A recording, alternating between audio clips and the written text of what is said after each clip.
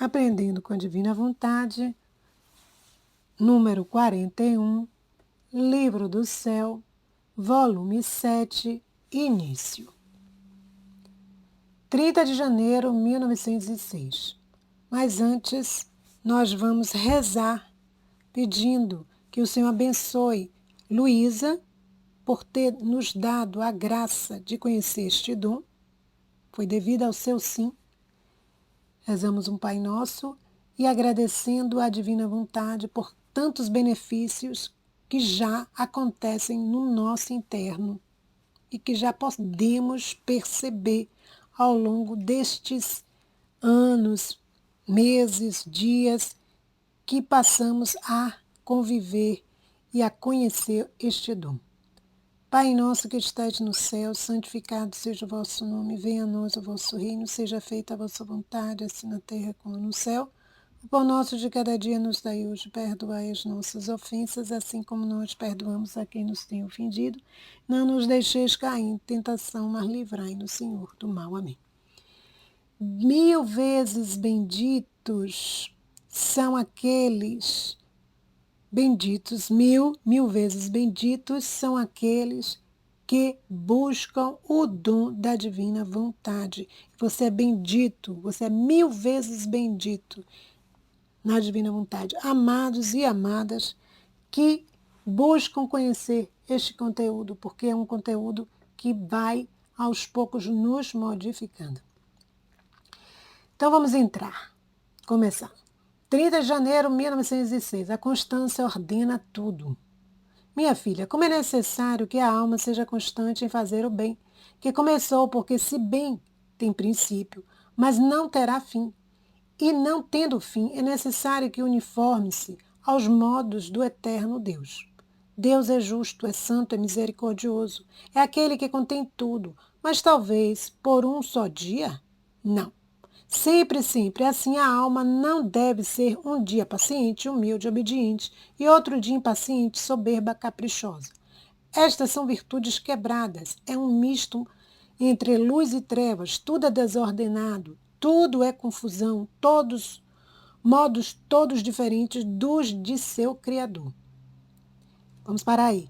Então, uma alma ordenada é porque ela está onde? Na constância, os modos como o Eterno age, como opera.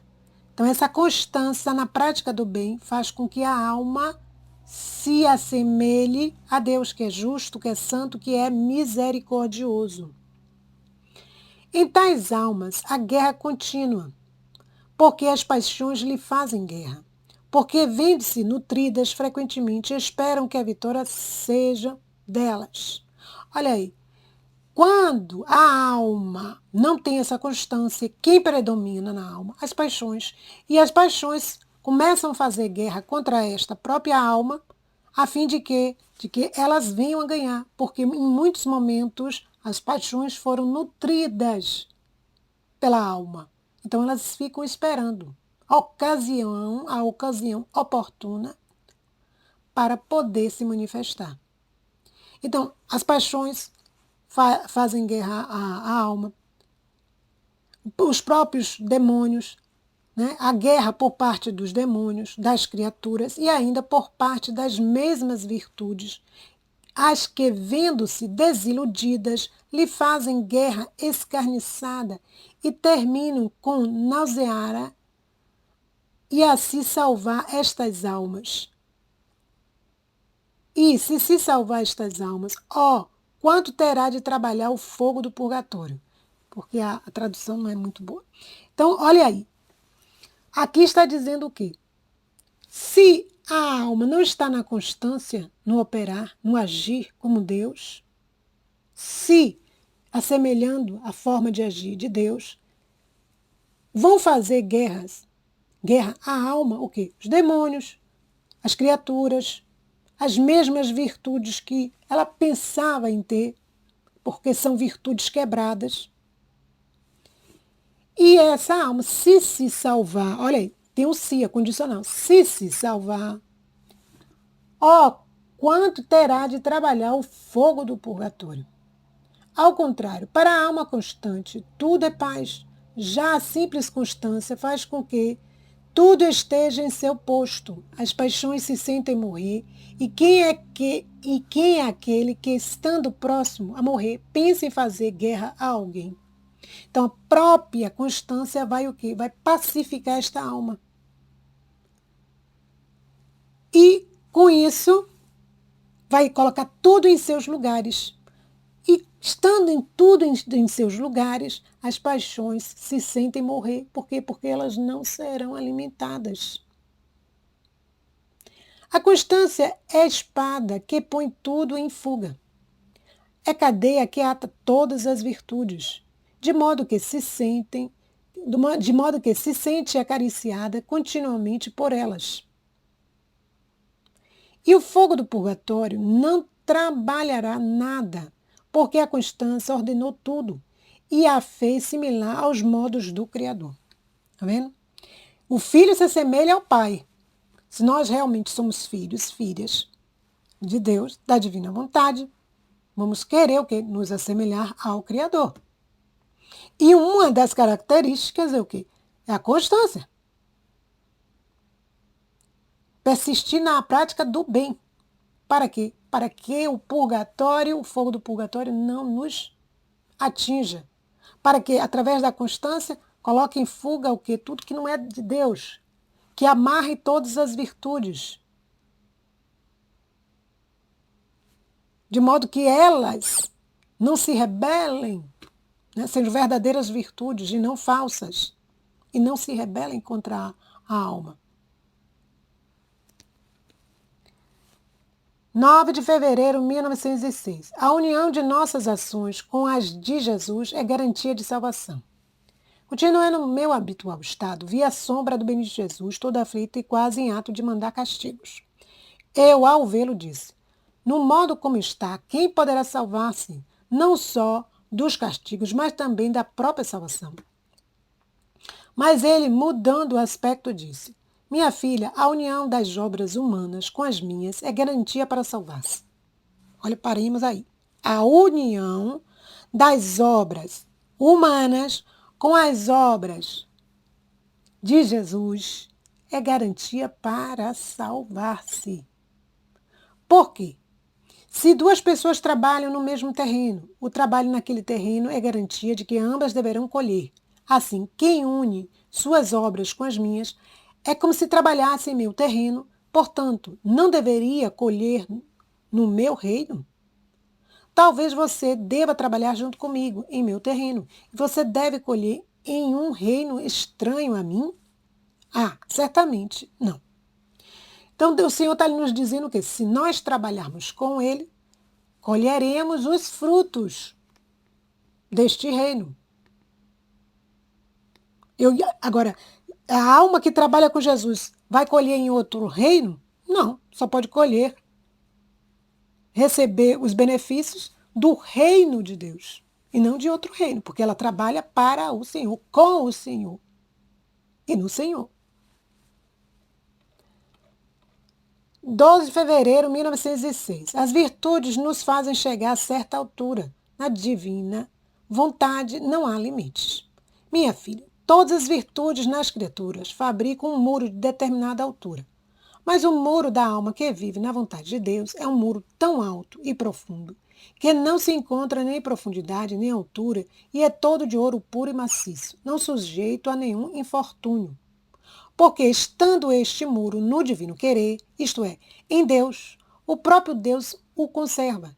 E contra Deus não há poder que valha. E a alma, enquanto vive neste querer divino, é revestida por uma luz toda semelhante à daquele em que vive. Tanto que até no céu resplandecerá mais que todos os outros e será para os mesmos santos ocasião de maior glória. Oh, louvado seja Deus. Aqui, gente, não tem lugar para inveja, né? Quando disse assim que é esta alma que vive no querer de Deus, na divina vontade, resplandecerá mais que todos os outros e será para os mesmos santos, quer dizer, os santos da santidade humana, ocasião de maior glória. Tá vendo? Não vai ter inveja aqui. Então, o muro que é construído né? Por todas as virtudes nas criaturas. É um muro, se essas criaturas estão na divina vontade, é um muro que será o quê? Tão alto e profundo, feito de quê? Todo de ouro, puro e maciço, não sujeito a infortúnio, a coisas inesperadas. Não sujeito. Por quê? Porque o próprio Deus, o próprio divino querer, né, que é o próprio Deus, vai conservar esse muro. E contra Deus não tem quem possa. Entendeu? Então, uma alma que está neste patamar é uma alma que vai ser protegida. Protegida. Infortúnio não vai chegar a esta alma. Não está sujeita a nenhum infortúnio. É um muro que o vento vai bater, vai chover, vai ter enchente, vai ter isso, aquilo. O muro está ali. Ah, minha filha, pense um pouco que ambiente de paz, de bens, contém a única palavra: vontade de Deus. Quando os ouvidos ouvem esta bendita palavra, vontade de Deus. Se você está pacificado em Deus, aquela palavra é um bálsamo, é um alívio, é um contentamento. Você repousa. Mas quando você não está na vontade de Deus, quando você não quer, você está fazendo a sua própria vontade, no humano querer. Quando diz vontade de Deus, arrepia tudo. Né? Por quê? Porque não quer obedecer. Se revolta, ai, chega, dói o coração. Hã? Vontade de Deus, vai ter que se submeter. Então, uma alma que vive somente no seu querer é uma alma que, quando ouvir essa palavra, vai correr, vai correr. A alma, com o único pensamento de querer viver neste ambiente, já se sente mudada. Sente um ar divino que a investe, sente perder seu ser humano, sente-se divinizada. De impaciente se torna paciente, de soberba, humilde, dócil, caritativa, obediente. Em suma, de pobre se faz rica. Todas as outras virtudes surgem para fazer coroa a este muro tão alto que não tem confins. É um muro que vai se elevando a tal ponto que não tem fim. Por que não tem fim? Porque Deus não tem confins. A alma fica perdida em Deus e perde seus próprios confins e adquire os confins da vontade de Deus. Ela vai se perdendo em Deus.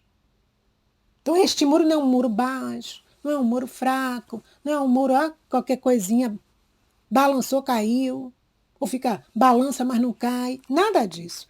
É um muro que vai sendo construído e ele é alto. Não tem fim a sua altura. Ou seja, as virtudes que são infinitas em Deus vai ocupando esta alma, porque este muro é construído com as virtudes. 23 de fevereiro de 1906. Como Jesus ficou pregado na cruz, na vontade do Pai. Aí a gente lembra aqui em Eclesiastes 8, né, amados e amadas? O homem não é senhor de seu sopro de vida, nem é capaz de conservá-lo. Aí a gente vê que a fragilidade do homem. Se Deus não nos sustenta, se não estamos em Deus, um soprinho, ó, levou. Cadê o homem que estava ali? Já foi. Entendeu? Misericórdia, né, Jesus? Então vamos aqui. Minha filha, não foram só as mãos e os pés que foram pregados na cruz, mas todas as partículas de minha humanidade, da alma e da divindade, ficaram todas cravadas na vontade do Pai, porque a crucificação foi vontade do Pai. Tá vendo? Jesus foi obediente e obediente até a morte. Morte de quê? Morte de cruz. Uma morte desonrosa. Aí a gente diz, mas o pai gostaria disso, de ver o filho nessa situação? Não, com certeza não. Mas o que? Era maior o amor de Deus, né? E o amor de Deus não tem limite, gente. Não tem limite. Então, Deus, na condição no caso aí, o Pai, exigia isso de Jesus. O Filho, a segunda pessoa da Santíssima Trindade. E Jesus veio para o quê? Para dar glória ao Pai por todos. Primeira coisa que ele veio fazer. Depois veio a redenção. Então aí, ele tinha que ser obediente. E obediente até a morte, de cruz. Por isso, fiquei todo em sua vontade, pregado e transmutado. Isto era necessário, porque coisa é o pecado, senão um retirar-se da vontade de Deus, de tudo que é bom e santo, que Deus nos deu, crer por si mesmo algo e ofender ao mesmo Criador. Então, pecado não é coisa boa não, gente. Pecado é pecado. Pecado vai contra o bem, vai contra a santidade que Deus nos quer, né? Dá. O pecado nos retira da vontade da presença de Deus, ofende ao Criador. Então, o pecado não tem vontade nenhuma. O salário do pecado é a morte. Quanto mais pecado a alma vai fazendo, mais ela vai matando a vida divina nela. Né? Vai morrendo. Quando morrer mesmo o corpo, a alma já está morta. Né? É aquela passagem ali, os sepulcros caiados. Por fora está pintado, ó, de branco, tá, né? Parecia que tá tudo, né? Tudo legal, mas por dentro já está morto. É como se fosse um zumbi. Fora parece que está ainda vivo, né? Mas dentro já está morto. E eu, para reparar esta audácia e este ídolo próprio que se faz a criatura de si mesma. Então, quando nós praticamos o pecado, nós fazemos o quê? De nós mesmos um ídolo. Um ídolo. Tiramos Jesus do centro, o rei do centro do castelo, e nos colocamos no centro. Quis perder de todo a minha vontade e viver da vontade do Pai, à custa de grande sacrifício. Então, quando a gente abdica da nossa vontade, é fácil? Não, todos os dias toma Jesus a minha vontade. Tem coisas que vão durante aquele dia ocorrer, cruzes que o Senhor vai nos mandar, que a resposta, a gente vai respirar 3 vezes para não dar a nossa resposta, mas dar a resposta que Deus gostaria. Né? Sermos mais pacientes, nos mortificar, nos sacrificar, calar, enfim, dependendo da cruz que o Senhor irá mandar, a cruz de cada dia. 28 de fevereiro de 1906. A maior honra que a criatura pode dar a Deus é depender em tudo de sua santa vontade, modo como a graça se comunica. Enquanto dizia isso, saía uma luz de Jesus bendito e fazia-me compreender o modo como comunica a graça.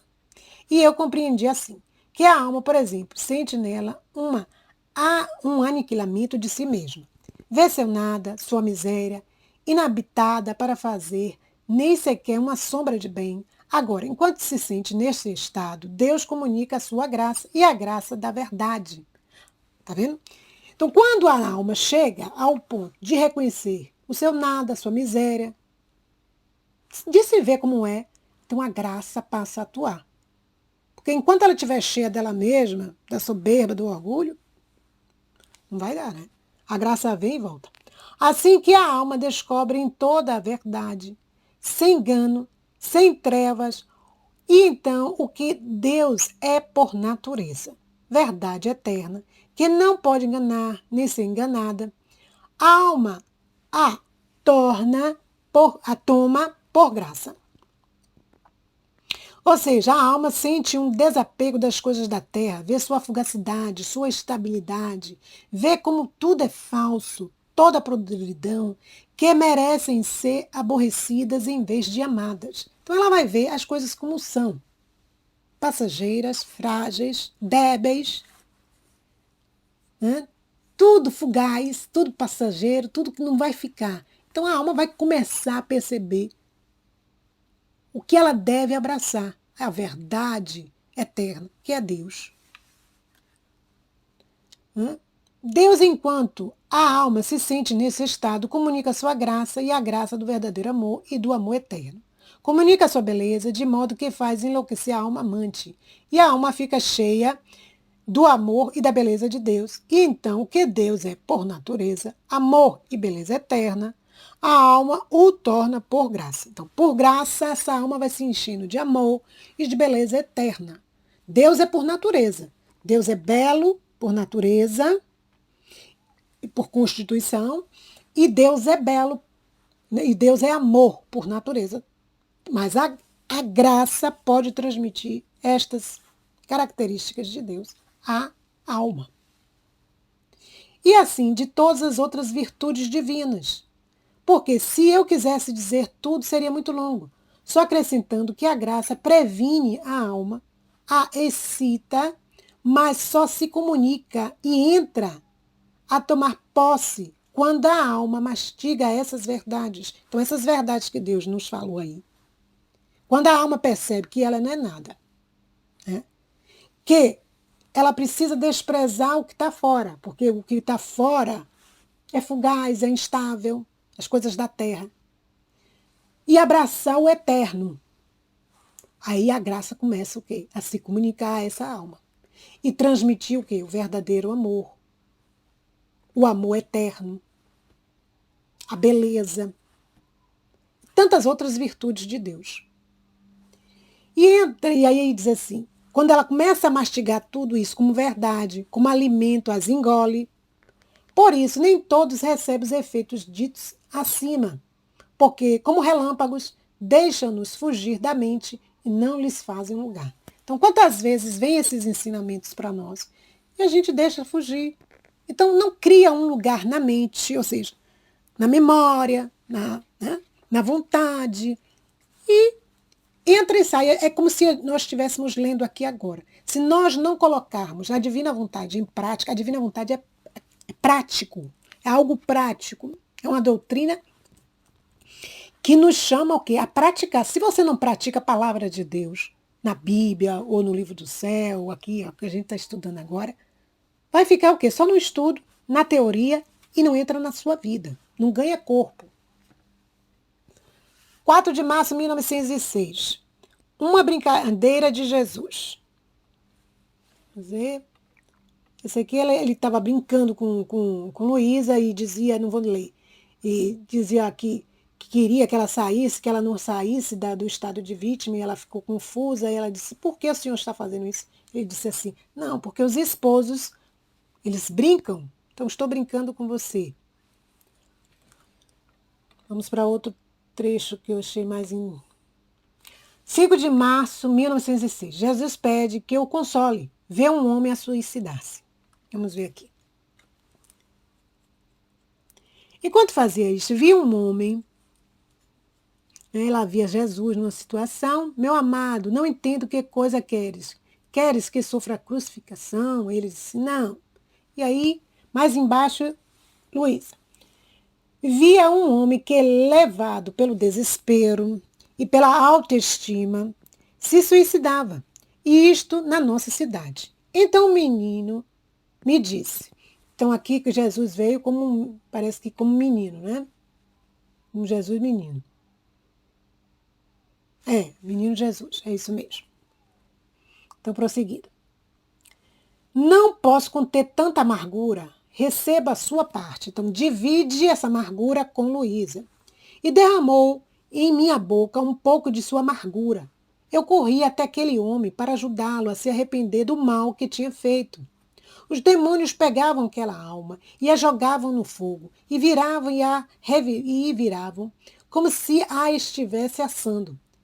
Eu por 2 vezes a libertei e me encontrei em mim mesma, rogando ao Senhor que usasse sua misericórdia com aquela desventurada alma. O bendito Jesus regressou com a coroa de espinhos e tão encaixada na cabeça que os espinhos pareciam que estavam até na boca, e me disse, minha filha, muitos não acreditam que os espinhos penetraram até dentro da boca. É tão feio o pecado da soberba, que é veneno para a alma, e o que a mata, tá vendo? A soberba, o orgulho, é veneno para a alma e mata a alma.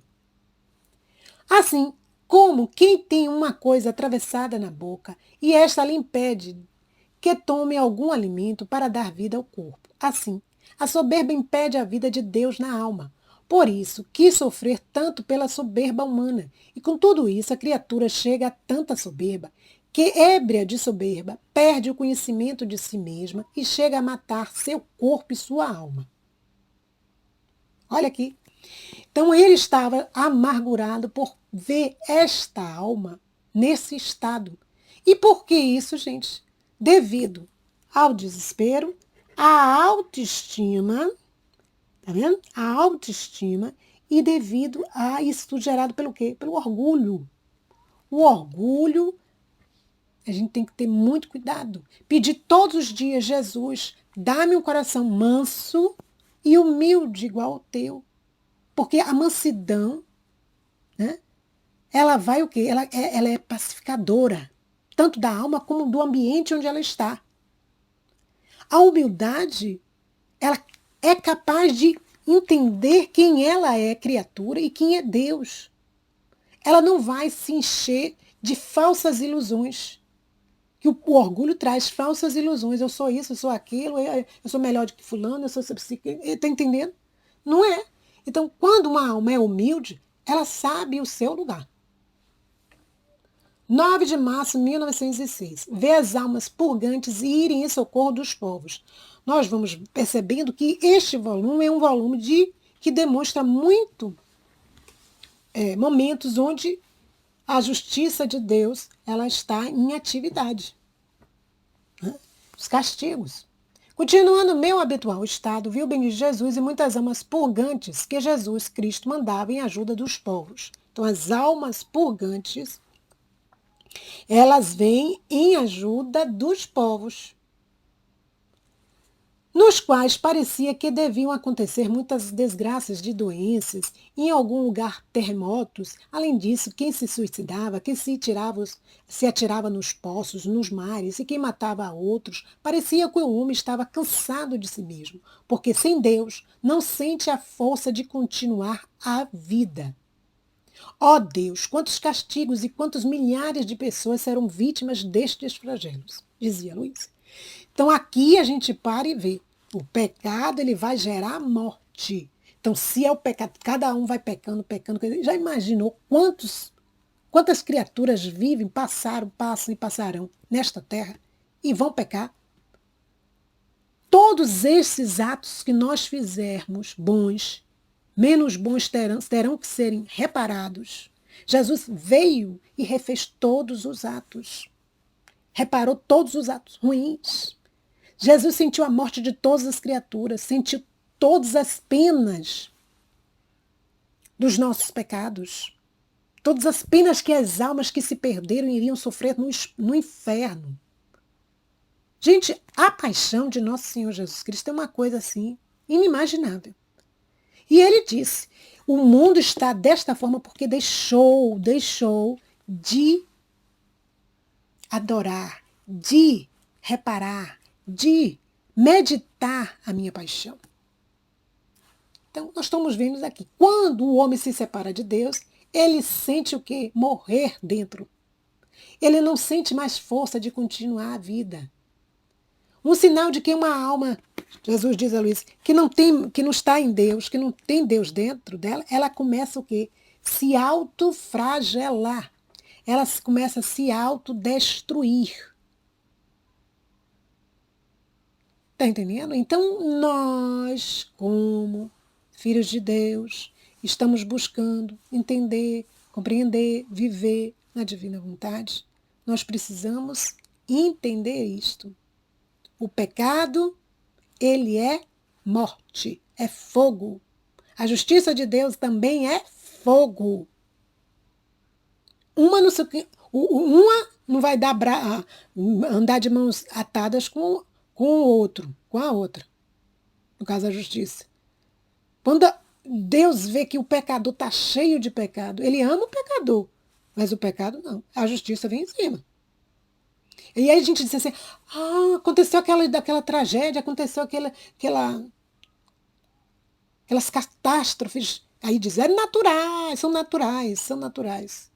sem relacionar com o mundo espiritual. Ah, é natural, é tudo natural, é o aquecimento global, é porque teve o desmatamento, é porque isso, é porque aquilo, e a gente vai entrando e achando que é. Só isso.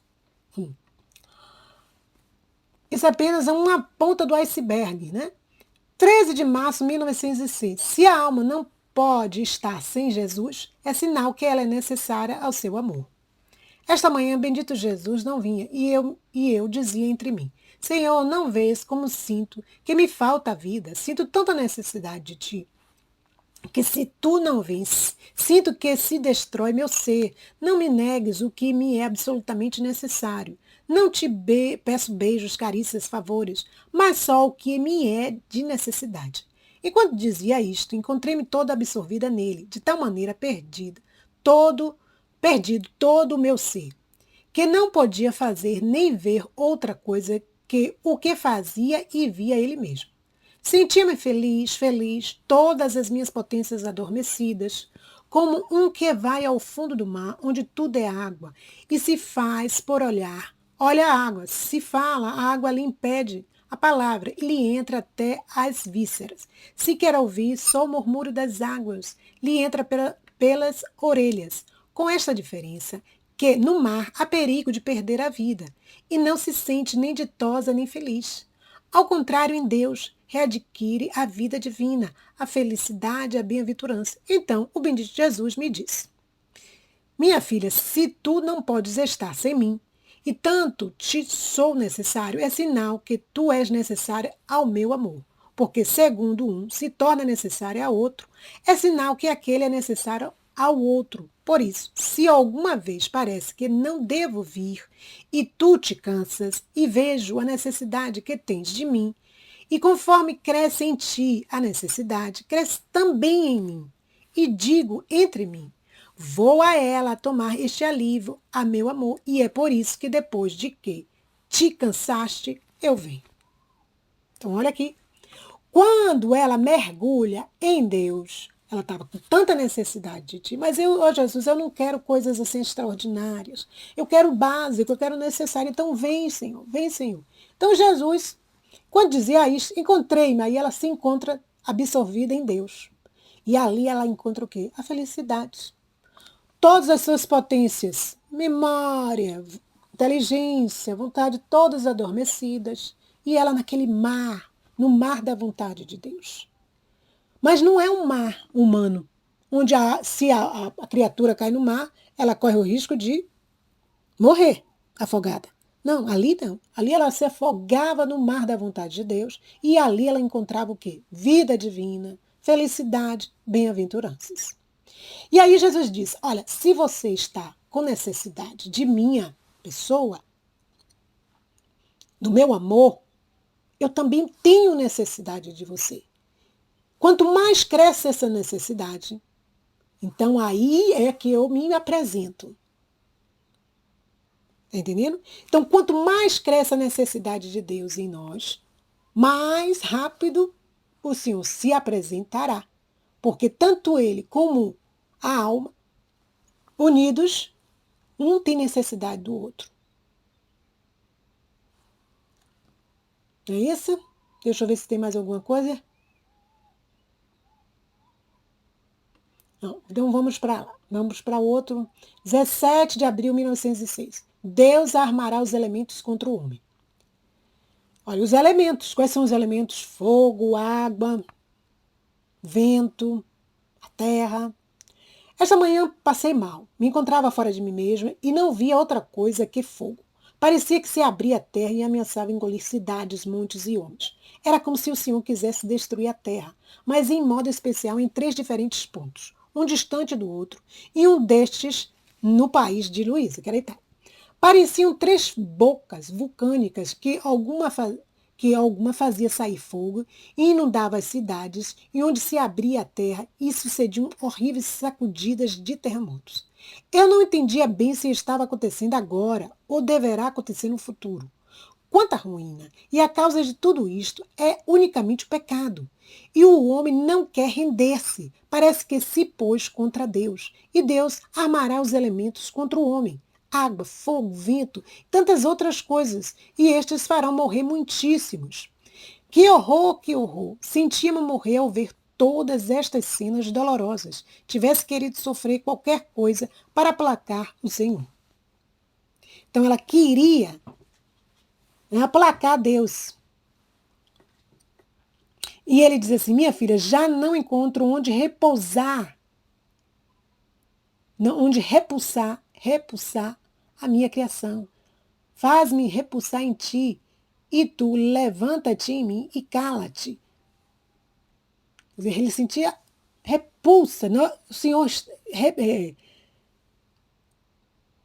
ao ver o pecado, a justiça vem fora. Vem para fora. Não é o que Deus sente, olha que coisa maravilhosa, vou punir. Não. Nós arrancamos esses castigos. E aí começa a entender esses movimentos que ocorrem, essas situações terríveis, dolorosas que ocorrem em todo o planeta. Não é por acaso, não foi uma coincidência, não foi um acaso. Não. É fruto do pecado. 25 de abril de 1906. Sofre juntamente com Jesus. Ele dá-lhe todos os seus sofrimentos e todo o si mesmo em dom. Toda a si mesmo em dom. Minha filha, tudo é teu. Os meus sofrimentos e todo eu mesmo te faço o dom de tudo. Depois acrescentou, minha filha, quanto me fazem as criaturas que têm sede de pecados, que sede de sangue. Não gostaria de fazer outra coisa senão abrir as entranhas da terra e incendiá-los a todos. E eu, Senhor, que dizes? Disseste-me que és todo meu, e um que se dá a outro já não é dono de si mesmo. Eu não quero que faças isto, e tu não deves fazê-lo. Se queres satisfação de mim, faz-me sofrer o que quiseres. Estou disposta a tudo. Então, Luísa, como uma vítima, disse, não toque nos outros. Não toque porque eles vão sofrer, então dá-me, né? Ela pede para ela os sofrimentos, compartilha comigo esses sofrimentos que o Senhor está sentindo, sofrimentos que o Senhor já não pode mais segurar em si, e vamos dividir estes sofrimentos a fim de que os castigos não ocorram, não caiam sobre a terra. Vamos terminar com este último trecho aqui. 26 de abril de 1906. Jesus não lhe permite ver os castigos para não a afligir. Aí ela diz, continuando meu pobre estado, senti que havia algumas pessoas ao redor de minha cama que queriam que eu visse os castigos que estavam acontecendo no mundo. Isto é, terremotos, guerras e outras coisas mais que eu não entendia bem. Para que implorasse ante o Senhor. Achei que eram santos, mas não sei dizer com certeza. Enquanto estava nisto, saiu de dentro de mim o bendito Jesus e lhe disse, não me incomodem, não a aflijam com querer lhe fazer ver cenas dolorosas, mas bem, façam que esteja tranquila e deixe-a em paz. E elas se foram, e eu fiquei pensando, quem sabe o que está acontecendo e nem sequer quer que eu o veja. Depois me encontrei fora de mim mesmo e via a um sacerdote que falava dos terremotos que haviam acontecido nos dias passados e dizia, o Senhor está muito indignado. Creio que ainda não terminaram os castigos. E eu, quem sabe se seremos perdoados? E ele, avivando-se, parecia que o coração lhe batia tão forte que eu o ouvia. E esses batimentos repercutiam no meu coração. Eu não compreendia quem era, sentia-me comunicar-me, não sei o que, e aquele disse. Como podem acontecer coisas graves de ruína, de morrer pessoas, onde há um coração que ama por todos? No máximo você pode sentir alguma agitação, mas sem dano notável. Eu, ao ouvir um coração que ama por todos, me senti como zangada. E eu mesmo não sei dizer como é que diz. O que diz um coração que ama por todos? Não só que ama por todos, mas repara por todos, que sofre, que agradece, que louva, que adora, que respeita a santa lei por todos. Porque eu não considero verdadeiro amor pela pessoa amada se não lhe der todo o amor e toda a satisfação que todos os outros lhe deveriam dar, de modo que nessa pessoa possa encontrar todo o bem e um contentamento que deveria encontrar em todos. Ele, ao me escutar, mais se acendia. Aproximava-se querendo me estreitar. Eu temia, sentia vergonha por ter falado assim. Meu coração batido, por seus batimentos, batia forte. Então, parecia que ele se transformava como se fosse nosso Senhor, mas não sei dizer com certeza, e sem poder opor-me, limitou-me a si, dizendo-me: todas as manhãs virei ter contigo e tomaremos o café da manhã juntos. Enquanto eu estava nisto, encontrei-me em mim mesma. Então, olha aqui. Que maravilha esse trecho e, ao mesmo tempo, que situação. Tá vendo?